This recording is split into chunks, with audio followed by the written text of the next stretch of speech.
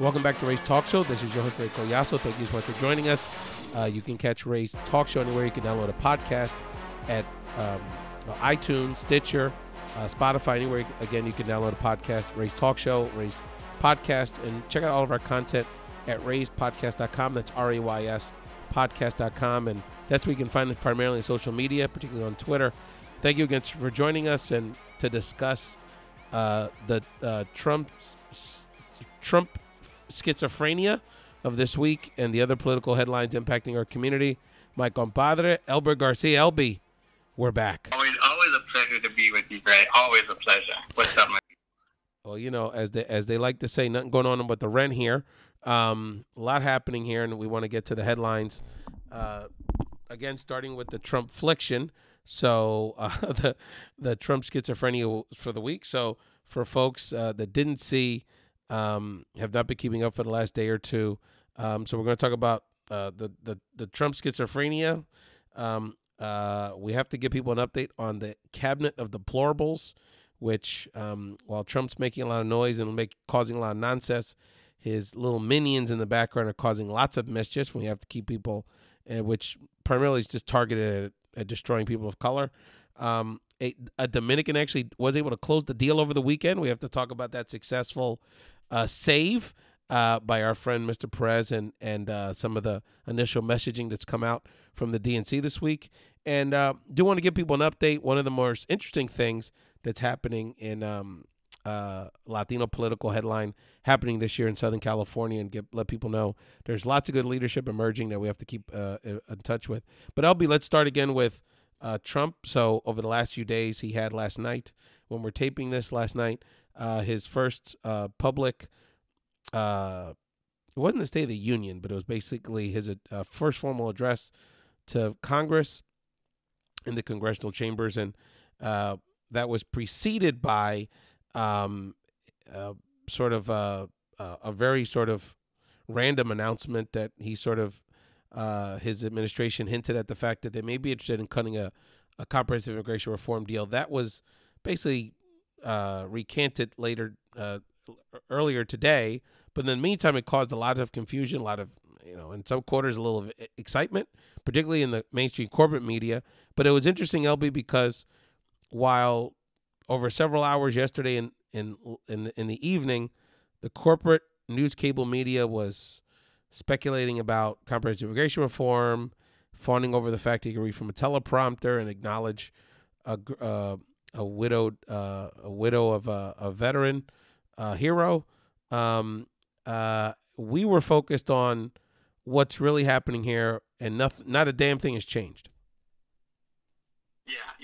It kind of reminded me, all that talk reminded me years ago when we used to clap when Ray Ordonez used to make a standard play at shortstop, because he was always known for messing up the ball, messing up regular routine balls. So everyone kind of clapped, even though he was spectacular at the extraordinary plays. He kind of fubbed up all the ordinary plays. So I think, the fact that Trump has set such a low bar when it comes to performing as president, that it's kind of ridiculous in some ways that that there was mainstream media was kind of clapping their hands for him, finally acting presidential and finally acting like a professional on the job, right? So but I think what's even worse is that he did the same thing when it comes to immigration. He did the same thing, last at the end of August, in the campaign trail, right? There was this idea whether or not he was going to be moving himself back, and then suddenly, he made that speech in Phoenix that basically reaffirmed, the all rights view of immigrants as criminals, and as immigrants as basically dragging down the economy, and the need to lower both legal and illegal immigration, right? Same thing. He did the same thing to folks in terms of here. And you kind of sometimes have to wonder whether or not, how much of that is him just floating, ideas which you normally will do to kind of see what the reaction is in terms of people, but how much of it is just a kind of a general smokescreen, getting people to talk about something and not focus on the fact and now build tension on the other things that are pulling his administration down, particularly in terms of all the news coming out about the Russia, about the leaks, and also about the connection that the campaign and the early administration has had with Russia, right? So, give it to this. I mean, I think at this point, we know that the president and his staff and his advisors around him, they're not stupid people, right? They know how to play the media game. They know how to play the drama, and I think this is in many ways a very long game of chess that everybody has to quickly kind of recognize that is that there are moves here and there. So again, nothing new to in that respect. Perhaps the only new thing is that he's actually continuing to do it and getting away with it. It's so interesting to me because as we go through this process of analyzing what Trump's saying, what Trump's doing, what and how cable media and the media in general and mainstream political discussion covers him and discusses him.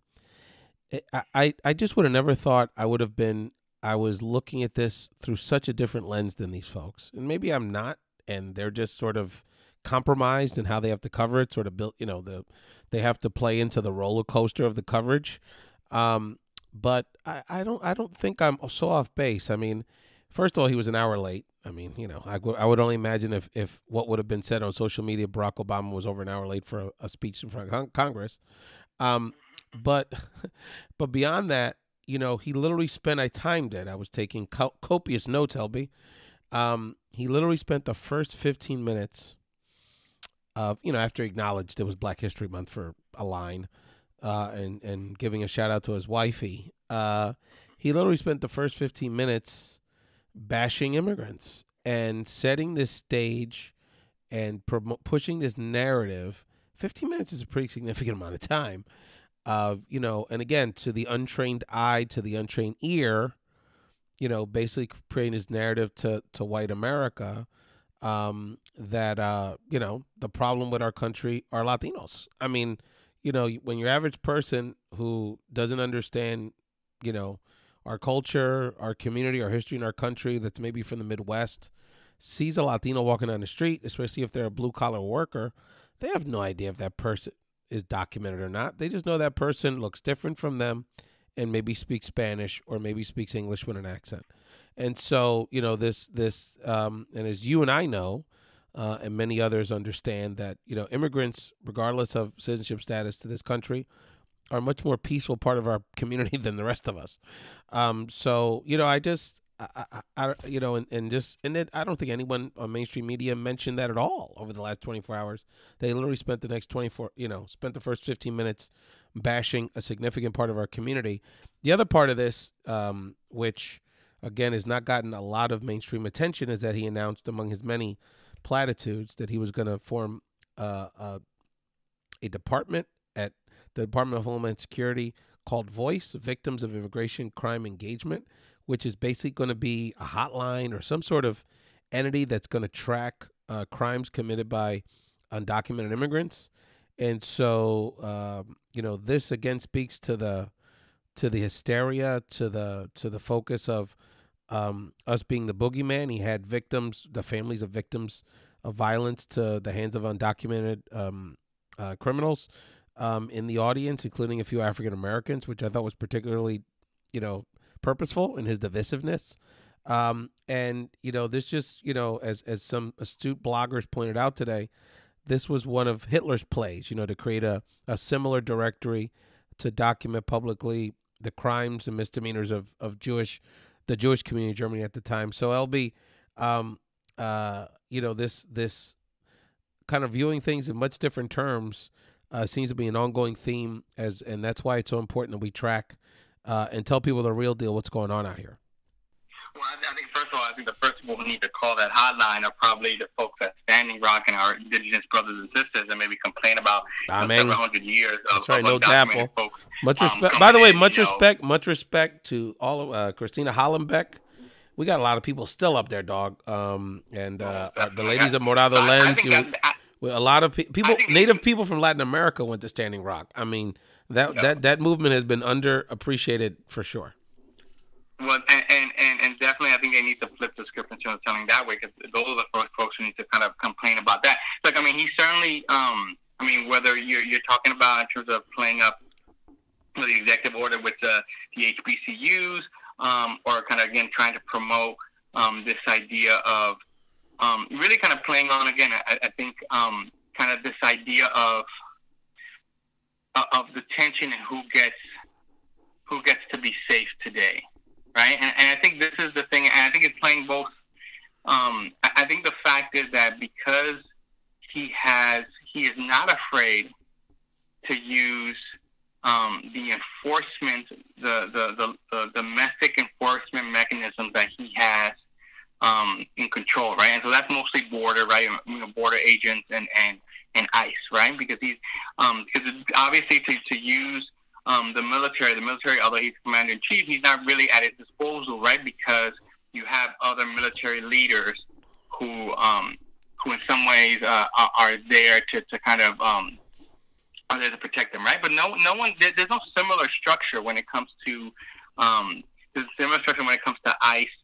or border control, right? He's kind of in direct, and his appointees are in direct control of that, and so he's been unafraid to use that to not just strike fear in terms of the undocumented community, but to anyone, to be quite honest, who's going through any kind of border or airport. I mean, you have ICE agents looking supposedly for undocumented folks on a domestic flight. When I don't know when's the last time someone's ever heard that. And this is quickly spread to basically profiling and making any Muslim American suspicious. Muhammad Ali Jr.'s son was detained. There's been all kinds of reports, and of course, one of the most celebrated cases this weekend at the Oscars. I don't know the name here. An Iranian filmmaker was not able to travel to LA to accept his Oscar. I mean, how ridiculous is that? I mean, but I think because he has shown a propensity to use that, right, and to kind of use that first and ask whether or not it's constitutional later, I think he is setting up a pitting of not just communities against each other, but people who have perhaps more secure positions in our community versus other folks, right? And I say that between whether it's our African American brothers and sisters against Latinos, or whether it's even among Latinos in terms of people who perhaps are born here who are citizens, in some ways feeling maybe the heat at some point as to whether or not, is it all these quote unquote, will they feel the pressure to in essence to basically feel like, well, if almost kind of be lulled into this idea like, well, if they only deport the quote unquote criminal immigrants, then people will start to treat me better, right? And not understanding, of course, the fallacy of that statement, right? And the embedded racism that some people have, and that the embedded racism some people have into looking at citizens who perhaps have been here into the generations and looking at them and assuming that they're undocumented, right? But I think that's what all this stuff that he is doing is kind of setting that up to do. And so what's hard is that it's not just him, right? I mean, it gets to the actual we're now starting to see policies that are starting to then support that limited view of democracy, right? That democracy for only certain Americans and not necessarily for all Americans. And we see that obviously with the most notably in the Justice Department, where Sessions, in the last couple of weeks have basically reversed the DOJ's previous efforts to try to secure voting rights in Texas, as well as backing as well as aggressive, or at least saying that they're going to aggressively go after kind of states and localities that are in essence an acceptance of marijuana, right? And so we see into those two things, especially in those two recent actions, him really trying to create. I don't want to go far as to say a police state, because some would argue that in some ways we're already living in that kind of way there. But certainly the executive using law enforcement mechanisms to support his policies in a way that we haven't seen really I'm not sure if we've ever seen in American history. We certainly haven't seen it in our lifetimes or in a couple of generations.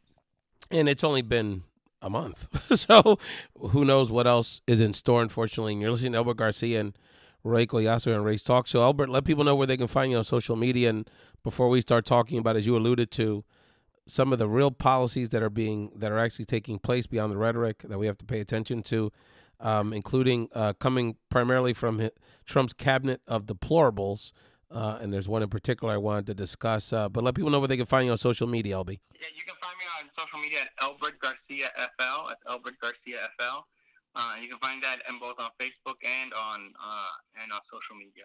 So these days there. Very cool. So, very cool. So LB referenced some of the things that, again, not getting as many sexy headlines, but some of the things that the Trump administration is truly doing that, again, show again and again a hard right-wing policy agenda that particularly is looks to inflict cruelty, frankly, and certainly with try to disengage people of color in the political process. So LB referenced earlier the fact that Attorney General Jeff Sessions in the last few days has withdrawn the DOJ from a federal case involving the DOJ's objection until recently of Texas's strict voter ID law. This was passed by the Republican-led Texas legislature in 2011, requiring voters to show a driver's license or another government-issued ID. This was very controversial because it the advocates in the DOJ at the time that have been making progress in court, have been arguing successful throughout the process that the law itself and the IDs strategically that were allowed to be accepted or not accepted as valid identification to vote definitely hurt minority voters and access to voters for minorities, young people, and poor people. And so this is, when people talk about the big red state of Texas, which really is the bulwark for Republican political power in this country on a presidential level, with its huge electoral total. This is a situation that I would argue is borderline apartheid over the last decades, with the constant infringement and constant suppression of Latino and black voters in the state of Texas, even though we will be probably by the end of this decade the majority of people in the state. He went on later in the week to announced that they'd be, quote unquote, pulling back on police department civil rights suits. We've seen the celebrated investigations that unearthed things that we were very familiar with, right, LB, in terms of police practices in places like Baltimore and Chicago and Ferguson and even in New York City. They're going to basically are washing their hands of this type of accountability to police departments around the country. Well, we'll start just with that. And of course, I know you want to get into Education Secretary Betsy DeVos's pronouncement of the value of what amongst many things HBCUs have provided to this country. But LB, like we said, it's very hard, and I don't hear anyone arguing this, but it's very hard not to see this constant attack on voting rights, our civil liberties as it relates to dealing with local law enforcement, to just not see it for what it is, which is an attack on our community. Yeah, I mean, I think, this is one of those areas where, again, people would say, I told you so, right? I mean, this is not a surprise that a Sessions-led DOJ would do this, right? And I think he's been very clear in that, right? And so, this is one of those items where again, people not understand that, yes, elections have consequences, and it's true. But the truth also of the matter is that while elections have consequences, we also have laws, right? And I think that's also what's getting lost here, right? And so if the government is advocating its role in terms of defending the Constitution and defending people's access to that, then it's gonna be not just a slower roll, but it's gonna be people like you and I, or organizations like ACLU and stuff like that, having to fight to make people kind of realize that all the time. And the problem, in some ways, the realistic problem with that is that rarely do we ever like as human beings to live in that constant state of conflict, right? And so in that way, there is something to be said about, about like, institutions having the upper hand in terms of being able to push out these kind of ideas and people kind of being reactive. But I do think that people, because they knew these things were coming along, and to be quite honest, because, again, I think people, it was 8 years of Obama. It was, certainly a different way of doing things. But I think for folks who are kind of older, people kind of understand that some of these issues, even under Democratic precedents, weren't necessarily a given, right? So I think part of it is kind of like taking a deep breath and understanding that we kind of have to go back to basics. And the problem in some ways is that we've got to almost relearn, I think, on certain levels, on certain organizing levels, on certain kind of even messaging levels. We've got to do a far more bit of teaching that we never had to do in the last 8 years, right? And maybe that just means in terms of actually being stronger at coalition building and letting people know, because I think, this idea of actually giving people the knowledge of what they need to do, and for people to actually understand, that, again, whether it's voting rights or whether it's like the police department, that these, although there are gray areas, we have to be able to call them out, and the government not being able to do that. Again, not being able to do that is just creates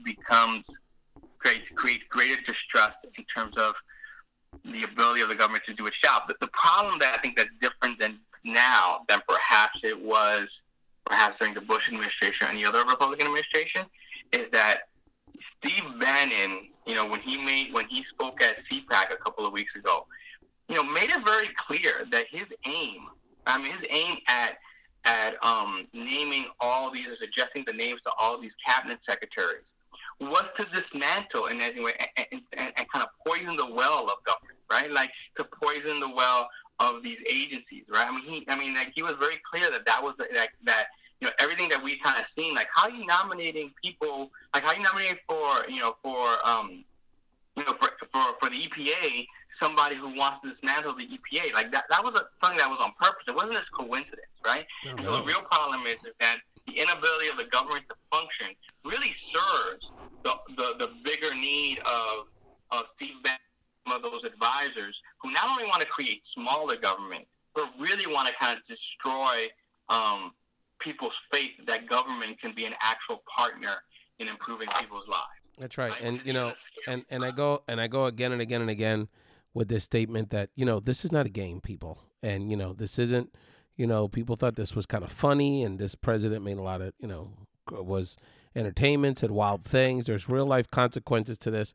And it's like you said, Elbert, you got, Scott Pruitt, the EPA guy. That guy, he's literally copy and paste the oil lobby and the gas lobbies, policies onto Oklahoma state government letterhead, in complaining about the EPA and if people don't want regulation, then look at this. Look at the fuzzy stuff's gonna be in your water pretty soon. So this has real life consequences to people. But let's get to LB, our education secretary, Miss Betsy DeVos, one of our favorites.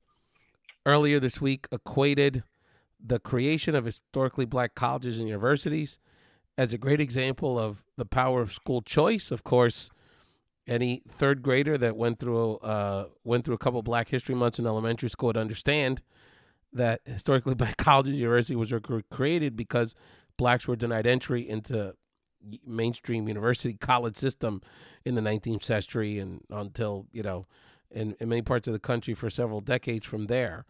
LB, how do we have an educate? This is my question to you. How do we have an education secretary so ignorant? It's really fundamental. How did we get here, LB? And to a certain degree, I think, well, first of all, it shows, it shows the inability. LB speechless. You know what? I'll tell you why, right? First of all, it's hard, right? Because part of me, it's Women's History Month. I see, there's a lot of there's definitely a lot of criticism, and oftentimes it seems or appears like the women in the Trump administration are getting a lot of heat. That's true. Yeah, her and Conway. Well, there's only two of them. Her and Conway. There's not many. Ivanka. That's another story. Someone who leans, I guess, as a feminist, right? It's like, that way, like, it's a little comfortable to be like, dang, like, are we attacking another woman again? Like, is this really right? No, pero ella bruta, Elby. Ella bruta. Brutal. How do you not in this, right? How do you not in this case, right? How do you not in this case? Like, it's like saying, oh, wow, what made Jackie Robinson such a great player was that, he was barred, for all those years in Major League Baseball. Like, that made him tougher, and that made him a better, made him want to succeed even better, right? It's like, no, this is not a fucking resiliency test. This was like racism, and this was like, this was racism and clearly an unconstitutional racist behavior of limiting opportunity and access that created these things, right? And so it's like, and like, I'm all for looking at the positive side, of when, shit gets down. But for our education secretary, the person supposed to be the shining light, of this, of what our children should be learning, it goes to show that, this administration doesn't really care, not just about providing basic, tools, but just understanding, like, basic history, right? Just basic history. And and the fact that she can, and again, it's not the first time she's made a mistake. It's not the first time that, she it won't be the last. She started the month by, misspelling, the boss, name. So she figured she needed to cap the month by doing another fuck up too, right? I want people to understand, and we're good at our predictions here at Ray's Talk Show. It's our indigenous blood. My great grandmother was a curandera, so we have feelings. The real scary part of this whole conversation, and President Trump alluded to this in his speech last night, is that he's going to use this department and this woman and pushing this dismantling of public education as a carrot to the Latino community in particular, and to the black community to some degree as well. The student he highlighted that benefited from the voucher program in Florida, or the voucher tax credit program, was an African American, last night, is that he's going to message directly to the Latino community, especially our community of faith, to say, we can solve your problems. We can help your kid get to a good parochial school. We can, that's going to be very attractive to many parts of our community. And unfortunately, what I fear will happen is that, quite honestly, with the promise or the potential funding that'll come into parochial and Christian schools that are led by Latinos in the evangelical movement, and maybe to some degree, a lesser degree, in the Catholic archdiocesan system, is that they're going to find advocates, or they're going to find supporters amongst our leadership in that. If you look at Google what happened in Detroit, and we need to have some of those Latino leaders from Detroit that were firsthand knowledge of what this, sounds interesting in theory, but what can happen where you literally have school deserts where people have to get on 3 buses to find a school, and there's a lot of kids that have slipped through the cracks through the DeVos experiment, not only in Detroit but New Orleans and in other communities. You're listening to Ray's Talk Show with Ray Collazo&nbsp Garcia. I want to get into, Elbert, it turns out that your man Tomas Perez was more Dylan Betances and Kelvin Herrera than Yuri's Familia. It turns out he was able to pull it off.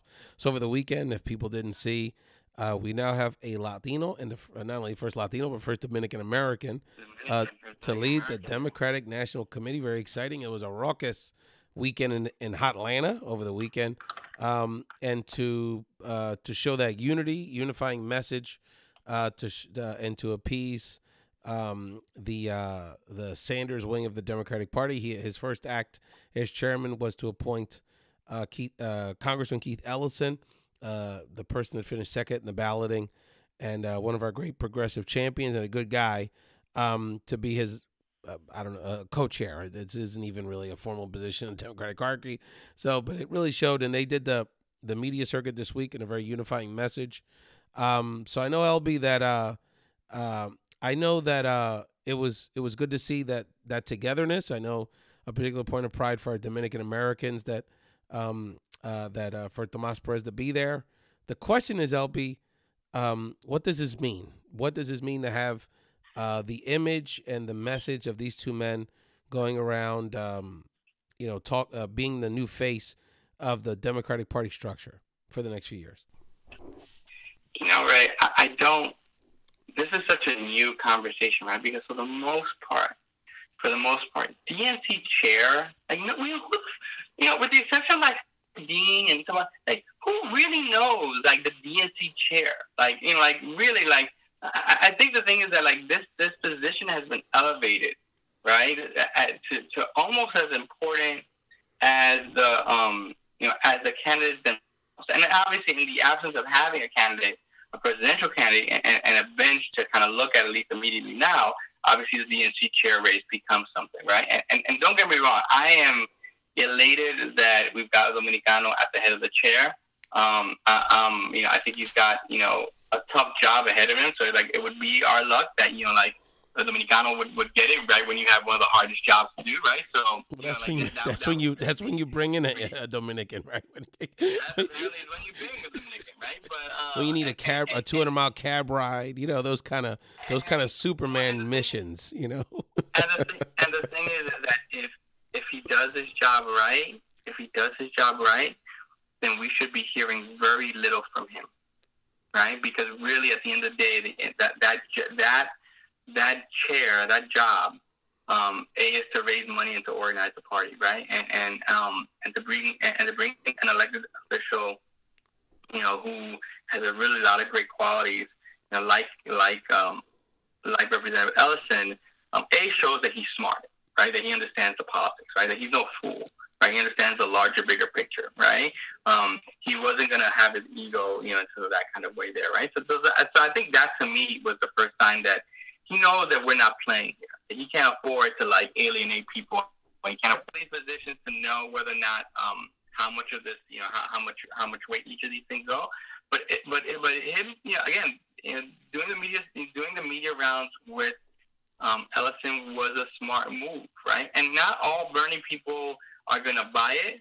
Just like in the same way, not all Bernie people bought the fact that Bernie was trying to get his supporters to vote for Hillary. But again, this is the DNC job is about rolling up your sleeves and getting into the real business of creating parties on the local level that's going to create a bench, that's going to create a groundswell, and that's going to actually present a vision that people can automatically not just choose from, but also feel good about, right? That's right. My larger question to you, Ray, is that do you think, what do you aside from this campaigning, what do you think was the relationship between these two men before and after? Were they really contentious? Were they really enemies? I'm just curious, in terms of your thought. That's a good question. I can't speak to what their long-term relationship or friendship has been. I'm sure they had a relationship. Tom Perez was part of the Obama administration in multiple roles, including Department of Labor, and Representative Ellison has been in Congress all those years. Tom was definitely one of the more progressive members of Obama's leadership team. So I'm sure they interacted. From my perspective, and I have no, from the intel I have from my DC friends, I don't have any sense that the relationship, the cordial nature of the way they engaged each other was not genuine. I mean, they seem to have a good rapport. Look, the two guys of color in the game that have their hearts are in the right place. I mean, you can argue Tom Perez a little DC, has a little bit of a corporate vibe to him, but they're both tremendous civil servants, and and I don't see any reason why. I will say that they had, and shout out to our friends at the Latino Victory Fund. They had their Latino Political Summit yesterday, and Tom Perez and Keith Ellison, Representative Ellison, spoke there, again, promoting this unifying message. And one of the questions that our Sanders Latino leaders, someone that's very close to Senator Sanders himself, that was a high member of his campaign stated to me was that when I spoke to him this morning, is that, you know, he literally went over to Keith Ellison and pulled him aside and said, look, is this for real? Like, is this for real? Like, you know, like how as a Latino Sanders person should I feel about this? And he said, no, brother, you know, this is real. Tom's commitment to the progressive movement, to the Sanders wing of the party, to him personally, is real, and he felt very good about. So, you know, that's a tidbit I think is very notable, and you know, I have no reason to believe that they can't work together and do some good things. It was interesting to see them. The aesthetic, the profile was really interesting. First of all, I had no idea. I don't know, is Tom Perez taller than I thought, or my man Ellison shorter than I thought? Because it looked like he was tagging along with his big brother on TV. I mean, they kind of had an interesting look, but I thought the chemistry was good. I thought it looked cool. It looked like you and me talking on TV, LB, in a similar situation. It was cool. I thought it was cool. No, I mean, who's to say that me and you talking on TV is not a good thing? But I think that the thing that didn't get as much coverage, which should really also get coverage too, is that not only did they elect, you know, DNC folks elected some pretty strong people at the top of the ticket, but also, you know, I think just as historic, you know, you had elected as vice chair, you had you know, Queen's very own, I think it's Queen's very own Grace Meng, you know, coming out of there and coming out again into a strong you know, Democratic Party in New York. You also have Michael Blake. Michael B, that's right. Man, much respect. Jamaican son, you know, son of Jamaican immigrants, you know, win another, you know, some of those kind of things there. So, you know, I think when you're talking about a party, you know, a party that is reflective of the changing diversity of America, you know, we've got those folks at the top. Now, that may or may not, you know, there's still issues clearly that have to be debated. You still like that. I mean, like, just because you represent you come from a community doesn't necessarily mean that you automatically know how to represent a community either. So, I mean, clearly there are things that the party has to do. And I think Thomas Perez and Ellison, being with their backgrounds, being, you know, Perez from upstate New York, his wife's from Wisconsin, Ellison being from Minnesota, you know, we got to bring everybody together. And so that is going to be the unique challenge. And like you said earlier, you know, Perez, it's really a management job. You got to raise money, and he's got to strategically build up these party structures. You know, as our good friend Abe Ambrose, much respect to Abe, a great political leader out of Pennsylvania, was sharing with me when he worked as the communications director for the DNC in Pennsylvania under the leadership of Chairman at the time Howard Dean, that truly was a 50-state strategy, and that the vestiges of that were in place for the victory of Obama in 2008. So, right. You know, that really seated. I mean, like people sleep a lot on.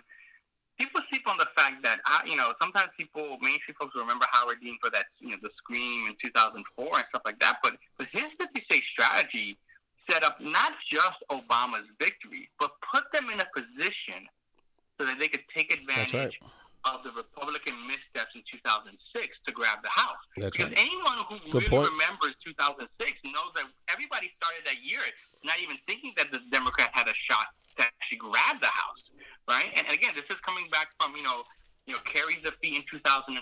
No one was really thinking that the Democrats were going to win.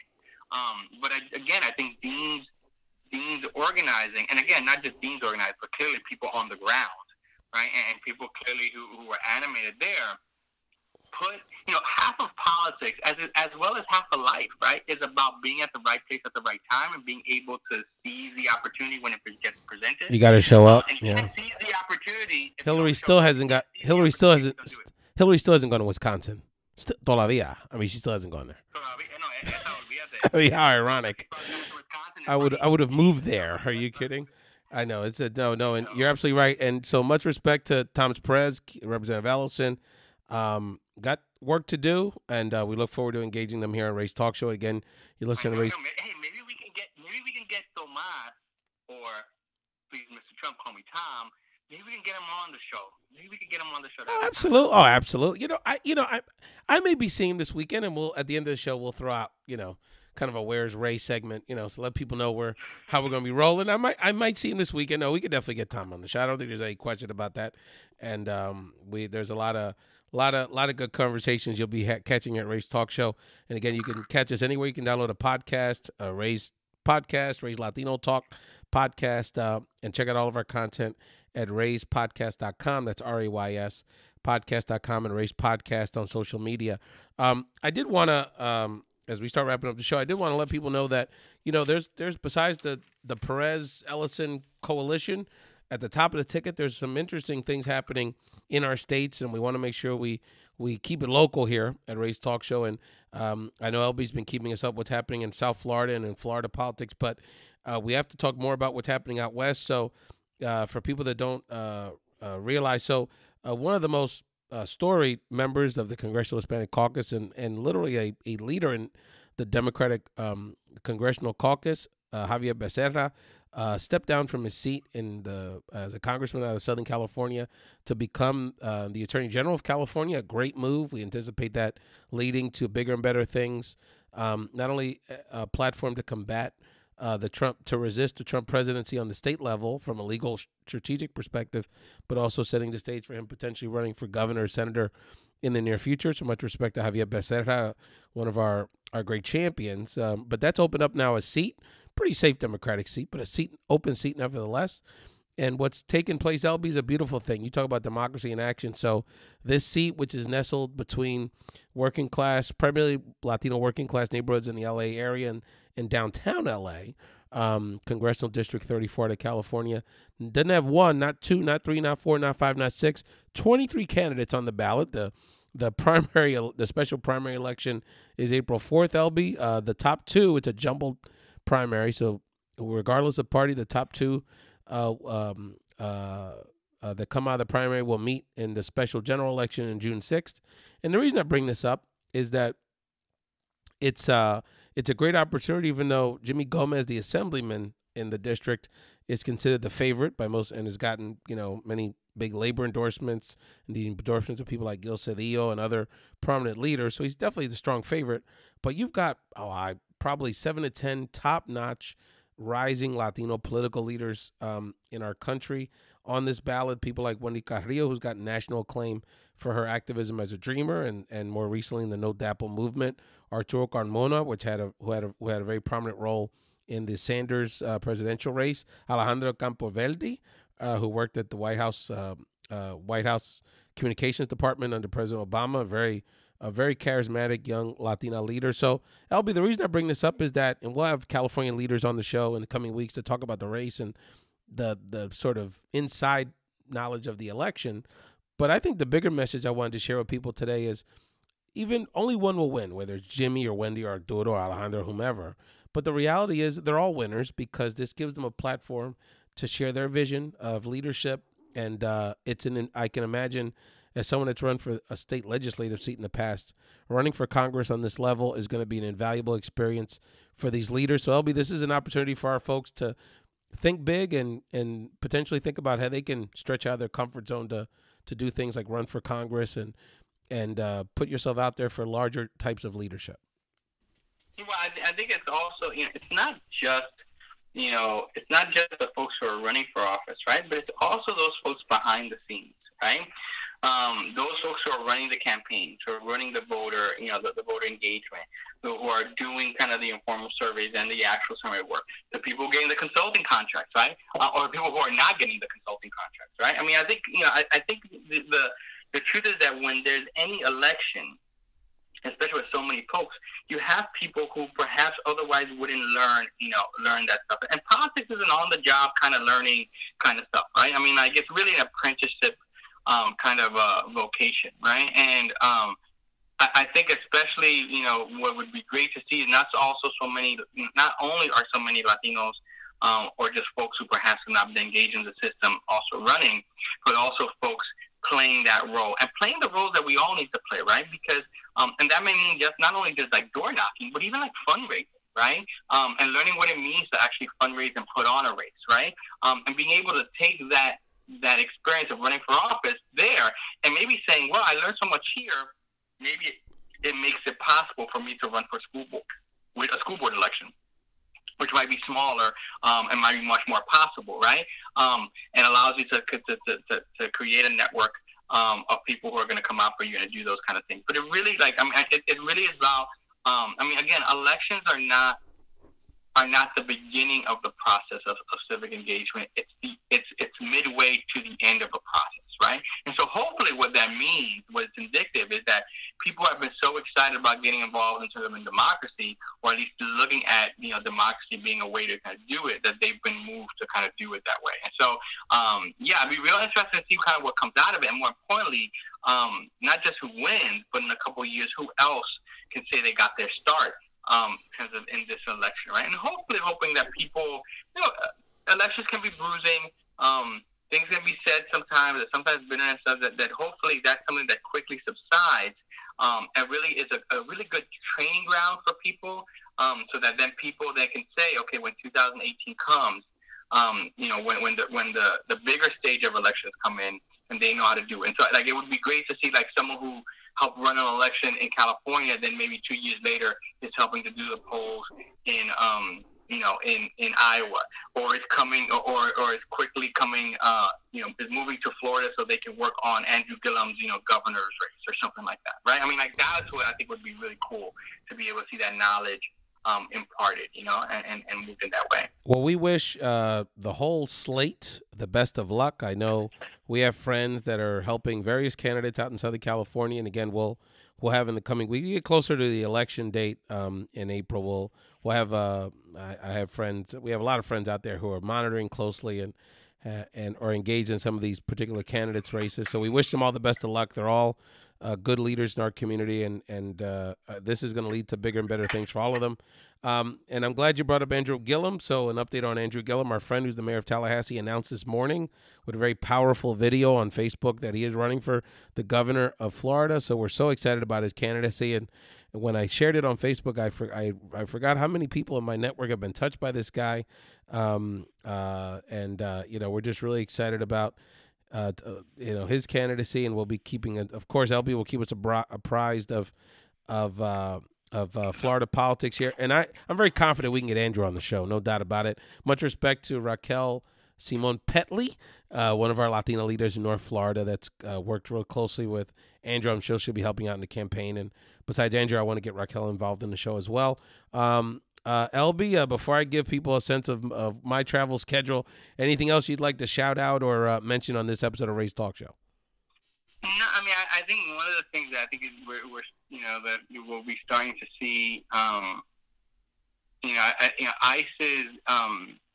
is having a presence in our communities, but people are also starting to also not just fight back, but also to use the mechanisms of institutions to call and sign up, right? I mean, we've obviously had, pastors getting involved. We're also starting to see school boards start to get involved and pass resolutions, and superintendents talking about just providing safe environments for children and families there. I think it's fighting the fear and the anxiety that people fear every day is a tough thing. But there are strides being made, right? There are, beachfronts being secured, right? So I think people, we're going to be okay as long as people who have an ability who are secure in their position, give up a little bit of their security so that others can be secure. Amen. Amen, brother. That's the thing that I think that we've got to figure out. So that's the thing I'm trying to kind of lean into myself. I think that's an excellent point, and we call on all of our friends.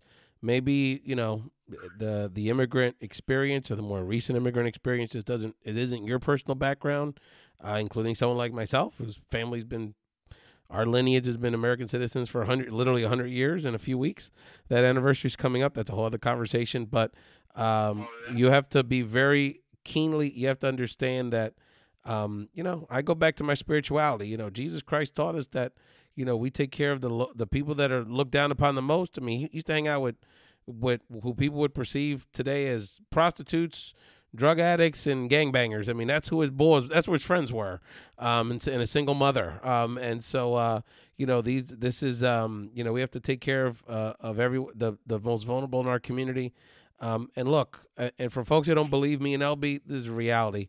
If they're willing to take people's health care from folks, which Ryan certainly is very willing to do with his sham repeal and replace plan, all of us are a target. There's no question about that. I'll be heading out west in the coming hours here. So next week when you and I talk, I'll be able to catch people up on conversation I'm having with Latino leaders out in the southwest part of the country, and I may be able to snag an interview with one or two political celebrities in my time out in the desert. So just keep an eye out for what's going on. Maybe I'll do a quick Facebook Live poolside, LB. When you go out there, Yes. maybe out there. I think one of the great lessons that should not be lost, right, is the success that people got in Nevada. Absolutely. And that the fact was that the reality why it was so successful was for a combination of things. It was a combination of not just people power on the ground, but also, to his credit, Senator Reid's political operation and his embrace of Latinos as part of that operation. Absolutely. And so I really would love to hear the epilogue to that. Where has that gone? Where's it done? Because really, I think when it comes to Latinos, it really is a model of what happens when perhaps leaders who perhaps don't share our immediate cultural, our immediate kind of cultures. What happens when they lean in and we allow them to lean in, and still have our own power to draw from. Right, and so it'd be really interesting to hear that epilogue into of like, because from afar that's what it looks like. But Ray, you always know what's the insider scoop of all that stuff. So and shout out to we have a lot of friends out in Vegas and in Nevada, but Marco Rauda, who I'll be collaborating with.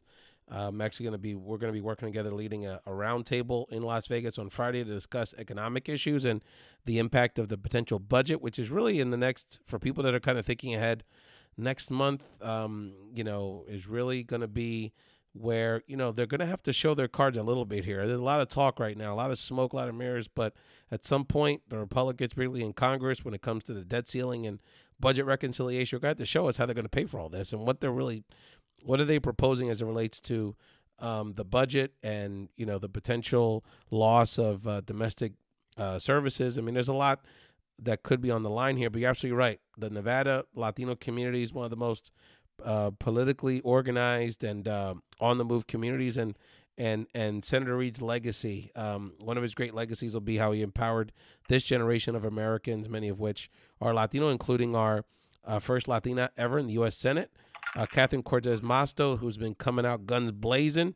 She's been riding shoddy with Kamala Harris, doing some real good things, providing a lot of leadership, and a great friend to the show, Congressman Ruben Kewen, who's, for my money, one of the most important American leaders we have. Young rock star, has a great personal background, and he'll shortly be on the show in the coming weeks and months, and hopefully I'll be able to snag some time with these folks. But I'll be, we'll be hanging out, how it is, with the movers and shakers and having a good time with good people, and really strategizing about how we're going to all collaborate together. Any final shout outs you wanted to share here on this episode of Ray's Talk Show, LB? I always will say shout out to my lovely wife who allows me to hop on at this late hour while she holds down not just a full career, but also motherhood. So shout out to not just her, but to those legions of women out there who are holding it down and making sure and making the way possible for so many other folks. Absolutely. I know she's been on the legal grind here with her very impressive legal career. Much respect to Gri and all of our women out there holding it down, working too hard. I want to get a shout out. Sorry, I'm sorry. No, please. It's Women's History Month. Shout out to my Dominicanas who every year, in Washington Heights, hold a domestic violence march. I believe on International Women's Day. It's something that's been going on really since the late 90s. Has done a lot to bring awareness in terms of in our community. So shout out to those ladies. That'll be probably happening at some point next week. Yeah. And so again, the march started out as a protest against what was the census killing. And I can't remember what her name is. I got to Google it. Of the Dominicana who was shot on her wedding day by her ex-boyfriend. And it became a women's kind of bride march, and for years people would. I think they may still do it now, but for years people would march in their wedding gowns and stuff like that as a kind of testament I'm reaching her. And shout out to those ladies who continue to do that kind of stuff there. And Rosita Romero, who's part of that network, I'm sure is one of the organizers. Great leader that we have there. So I want to actually finish this episode with a shout out to, and I don't know her real name, but her social media handle is Latina Geek, who gave us a very touching comment. I want to read it to people who gave us a shout out on SoundCloud. It's actually our SoundCloud feed. She gave us a comment on the last episode. Thank you. This is to myself and Elbert. Thank you for carrying on this dialogue. I think you're some of the few voices we have out there. She references the great work of Maria Hinojosa and her network of people who are also speaking truth to power. What you all are doing and creating is so important for our community. So Latina Geek, we stand with you, particularly in Women's History Month. Appreciate you, her leadership, her podcast, and we want to further engage the Latina Geek in our work here. So thank you all so much for listening to this edition of Ray's Talk Show. Again, catch us anywhere you can download a podcast, as well as at rayspodcast.com and Ray's Podcast on social media. Resist. Peace.